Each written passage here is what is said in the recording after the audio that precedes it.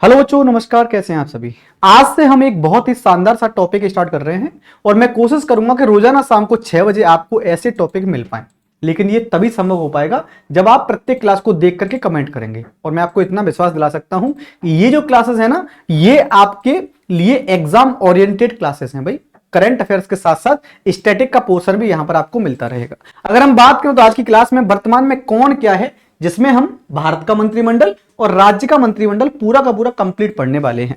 चलिए भाई, जैसे अगर हम बात करें सबसे पहले बिहार का मंत्रिमंडल, तो बिहार के मंत्रिमंडल को पढ़ने से पहले बिहार के जो विधानसभा चुनाव हुए उनके बारे में बच्चों थोड़ा सा पढ़ लेते हैं। आपको शायद पता होगा कि 6 अक्टूबर को घोषणा की गई थी कि भाई बिहार में जो बिहार राज्य में चुनाव होंगे वो 6 नवंबर और 11 नवंबर को 2 चरणों में होने वाले हैं। भाई 2 चरणों में चुनाव हुए थे, आप इस बात को बेहतर से जानते हैं। ठीक है, बिहार के अंदर 243 विधानसभा की सीटें हैं, इनके लिए चुनाव हुए थे। 14 नवंबर को मतगणना कराई गई थी, इसमें एनडीए गठबंधन ने 202 सीटें प्राप्त करके जो नीतीश कुमार हैं उनको 10वीं बार सीएम बना दिया भाई, है ना। 10वीं बार जो है बिहार के सीएम कौन बन गए, तो नीतीश कुमार बन गए हैं। अगर हम यहां पर देखें टोटल जो 243 सीटें हैं उनमें से क्या क्या कैसे कैसे डिवीजन रहा है, तो एनडीए जिसमें आपका बीजेपी है, जेडीयू है और अन्य जो पार्टियां हैं उन्होंने मिलकर के जो गठबंधन था उसमें 202 सीटें प्राप्त करी। महागठबंधन जिसमें आरजेडी है, कांग्रेस है, उन्होंने 35 सीटें प्राप्त करी हैं। जन स्वराज को कोई सीट इस बार नहीं मिली थी, वहीं अन्य में 6 सीटें हैं। मतलब टोटल जो सीटें हो जाएंगी, टोटल सीटों की संख्या जो है 243 में से ये जो है सबसे बड़े दल के रूप में एनडीए ने 202 सीटें प्राप्त कर ली थी भाई। अगर हम बात करें तो नीतीश कुमार साहब ने रिकॉर्ड तोड़ते हुए 10वीं बार मुख्यमंत्री पद की शपथ ले ली है। और हमें याद रखना है, नीतीश कुमार साहब के साथ साथ 27 अन्य मंत्रियों ने भी मंत्रिमंडल में शपथ ले ली थी। अगर हम पूरे के पूरे मंत्रिमंडल की बात करें बच्चों, तो पूरा का पूरा जो बिहार का मंत्रिमंडल है उसमें अगर हम देखेंगे तो नीतीश कुमार के पास कौन कौन से मंत्रालय हैं, ऐसे क्वेश्चन अगर आपसे आते हैं तो आप बता पाएंगे भाई। नीतीश कुमार साहब के पास कौन कौन से मंत्रालय हैं, तो सामान्य प्रशासन उनके पास है, मंत्रिमंडल सचिवालय है, निगरानी है, निर्वाचन है। और याद रखिएगा भाई, ऐसे सभी विभाग जो किसी को आवंटित नहीं किए गए हैं, ये सभी विभाग किसके पास है, नीतीश कुमार साहब के पास है। नीतीश कुमार बिहार जो है वहां पर 10वीं बार सीएम बने हैं। ठीक है भाई।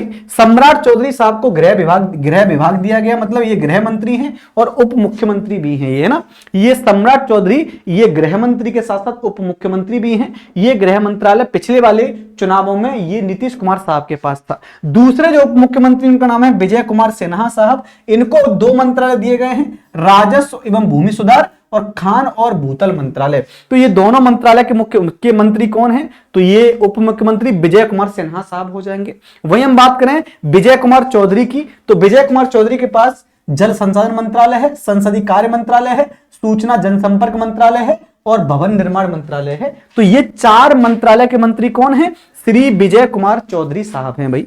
श्री विजय कुमार चौधरी साहब हो जाएंगे। वहीं हम बात कर लें बच्चों कि जो श्री विजेंद्र प्रसाद यादव की, तो श्री विजेंद्र प्रसाद यादव ऊर्जा मंत्री हैं, योजना और विकास मंत्रालय इनके पास है, मद्य निषेध उत्पादन और निबंधन मंत्रालय है, वित्त मंत्रालय है और वाणिज्य कर मंत्रालय ये हो जाएगा। तो ये 5 मंत्रालयों के मंत्री कौन हैं, तो श्री विजेंद्र प्रसाद यादव जी यहां पर हमको देखने को मिल रहे होंगे। श्री श्रवण कुमार की बात करें भाई, श्री श्रवण कुमार ये ग्रामीण विकास और परिवहन मंत्री हैं। वहीं श्री मंगल पांडे ये स्वास्थ्य विभाग और वित्त विधि मंत्री हैं। मतलब कानून मंत्री का जो पद दिया गया है वो श्री मंगल पांडे जी को दिया गया है। अगर हम डॉक्टर दिलीप कुमार जायसवाल की बात करें तो डॉक्टर दिलीप कुमार जायसवाल को यहां पर उद्योग मंत्रालय आवंटित किया गया भाई, उद्योग मंत्री ये बनाए गए हैं। अन्य मंत्रालयों की बात करें भैया, तो अन्य मंत्रालय में आप देख पा रहे होंगे कि श्री अशोक चौधरी साहब को ग्रामीण कार्य मंत्रालय दिया गया बच्चों, है ना। कौन सा मंत्रालय है, तो ग्रामीण कार्य मंत्रालय किसे दिया गया है, तो अशोक जो आपके श्री अशोक चौधरी जी को ये मंत्रालय हमें यहां देखने को मिल जाएगा। श्रीमती लेसी सिंह को खाद्य और उपभोक्ता संरक्षण मंत्रालय है। श्री नितिन नवीन साहब को ये पथ निर्माण और नगर विकास एवं आवास मंत्रालय है। हमें याद रखना है, परीक्षा के लिहाज से कोई भी चीज हो उस पर हमें सही से बढ़िया से पढ़ाई करनी है। श्री मदन सहनी की बात करें तो इनको समाज कल्याण विभाग दिया गया है। श्री राम कृपाल यादव ये कृषि मंत्री बनाए गए हैं। श्री संतोष कुमार सुमन ये लघु जल संसाधन विकास मंत्रालय इनके पास है। श्री सुनील कुमार के पास शिक्षा मंत्रालय और साथ ही साथ विज्ञान प्रौद्योगिकी और तकनीकी शिक्षा मंत्रालय है। याद रखना बच्चों, जो शिक्षा मंत्री बिहार के वर्तमान में कौन है, तो ये सुनील कुमार बिहार के वर्तमान में शिक्षा मंत्री हैं। ये भी हमको अच्छे से याद कर लेना है। अगर हम यहां पर देखें कि श्री मोहम्मद जमा खान को अल्पसंख्यक कल्याण मंत्री बनाया गया है। श्री संजय सिंह टाइगर को श्रम मंत्रालय दिया गया है। श्री अरुण शंकर प्रसाद को पर्यटन और कला संस्कृति और युवा मंत्रालय दिया गया है। श्री सुरेंद्र मेहता साहब की बात करें तो इनको पशु एवं मत्स्य संसाधन विभाग दिया गया है ना। श्री नारायण प्रसाद को आपदा प्रबंधन विभाग दिया गया है। श्रीमती रमा निषाद को पिछड़ा वर्ग एवं अति पिछड़ा वर्ग कल्याण मंत्रालय ये श्रीमती रमा निषाद को दिया गया है। वहीं हम बात करें श्री लखेंद्र कुमार रोशन साहब, ये SC/ST आयोग के कल्याण मंत्री हैं। SC/ST आयोग जो है उसके कल्याण का मंत्रालय इनको दिया गया है। तो अनुसूचित जाति एवं जनजाति कल्याण मंत्रालय किसके पास है, तो श्री लखेंद्र कुमार रोशन साहब के पास ये मंत्रालय देखने को मिल रहा है भाई। अगला देखो, सुश्री श्रेयसी सिंह के पास सूचना प्रौद्योगिकी मंत्रालय और खेल मंत्रालय है। खेल मंत्रालय सुश्री श्रेयसी सिंह के पास है। डॉक्टर प्रमोद कुमार की बात करें तो इनके पास सहकारिता मंत्रालय है। पर्यावरण वन और जलवायु परिवर्तन मंत्रालय है। श्री संजय कुमार के पास गन्ना उद्योग मंत्रालय हो जाएगा। ठीक है भैया। श्री संजय कुमार सिंह के पास ये लोक स्वास्थ्य अभियंत्रण मंत्रालय है। और श्री दीपक प्रकाश के पास जो है ये पंचायती राज मंत्रालय देखने को मिल रहा होगा। मुझे उम्मीद है कि बिहार के अंदर जो जो मंत्रालय आप देख पाओगे वो यही मंत्रालय हमें बिहार में देखने को मिल रहे होंगे। अगर हम यहां मोदी जी की बात कर लें तो मोदी जी भाई तीसरा मंत्रिमंडल जो कैबिनेट मंत्री जो आपके कैबिनेट मंत्री वर्तमान में है वो ये 2024 में जो लोकसभा के चुनाव हुए थे उसके अकॉर्डिंग अगर हम बात करें तो ये बड़ा इंपॉर्टेंट हो जाता है कि किस किस के पास कौन कौन सा मंत्रालय है। नरेंद्र मोदी जी की बात करें भैया भारत के प्रधानमंत्री हैं। राजनाथ सिंह रक्षा मंत्री हैं। अमित शाह गृह मंत्री हैं और सहकारिता विभाग इनके पास है। नितिन गडकरी की बात करें तो सड़क परिवहन और राजमार्ग मंत्री हो जाएंगे।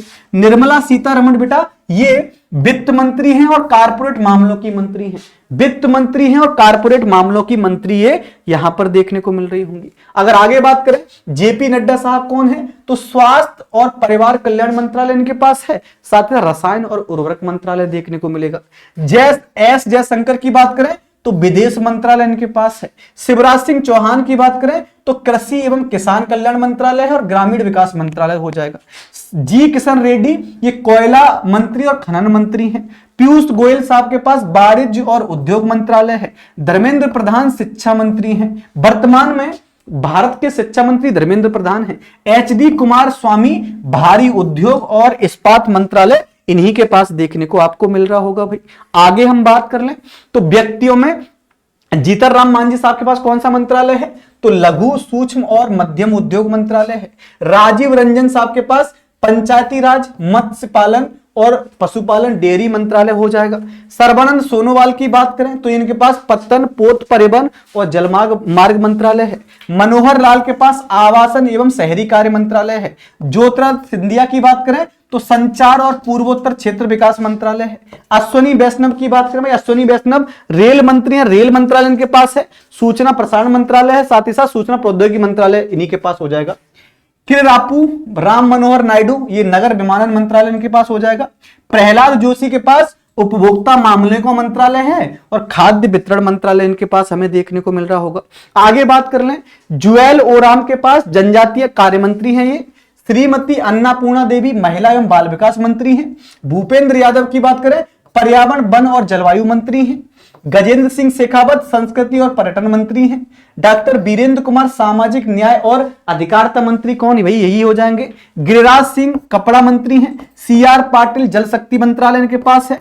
डॉक्टर मनसुख मंडाविया श्रम एवं रोजगार, युवा कार्यक्रम एवं खेल मंत्री यही हो जाएंगे। और आखिर में अगर हम बात कर लें तो यहां पर आप देखेंगे हरदीप सिंह पुरी के पास पेट्रोलियम एवं प्राकृतिक गैस मंत्री हैं, चिराग पासवान खाद्य प्रसंस्करण उद्योग इनके पास है, और किरण रिजिजू की बात करें तो संसदीय कार्य मंत्री हैं, और अल्पसंख्यक कार्य मंत्री यही हो जाएंगे भाई। तो ये आपके मंत्रालय हैं, ठीक है भैया। इसके बाद मैं आपको बता दूं कि ये क्लास मैं कोशिश करूंगा कि रेगुलर चलती रहे, 8 से 10 मिनट का सेशन रेगुलर आपके लिए आता रहे, जिसमें आप बेहतर तरीके से पढ़ाई कर पाए भाई। देखो बच्चों, ये जो आपकी ये जो आपका बिहार एसएससी इंटर लेवल है ना, इसके लिए मेरी क्लास अभी एक स्टार्ट हो गई है, रोजाना 3 बजे चलती है। इस क्लास को ज्वाइन कर लीजिएगा। यहां तो आपको 10 मिनट के सेशन में आपको चीजें बताता हूं, बाकी अगर इस क्लास को ज्वाइन करोगे तो आपको बहुत कुछ देखने को मिलेगा। साथ ही साथ मेरी इस क्लास के साथ अगर आप लोग क्लास की पीडीएफ चाहते हो या अन्य नोट्स चाहते हो तो मेरा टेलीग्राम चैनल है GK GSY silencer MD classes, इसको जरूर ज्वाइन कर लीजिएगा भाई। चलिए, तो उम्मीद करता हूं आपको चीजें पसंद आई होंगी तो आप लोग चैनल को सब्सक्राइब कर लीजिएगा, अपने दोस्तों को शेयर करना, और हां, मेरी क्लास को 3 बजे रेगुलर बेसिस पर ज्वाइन करना, इसी चैनल पर होती है। बहुत बहुत धन्यवाद।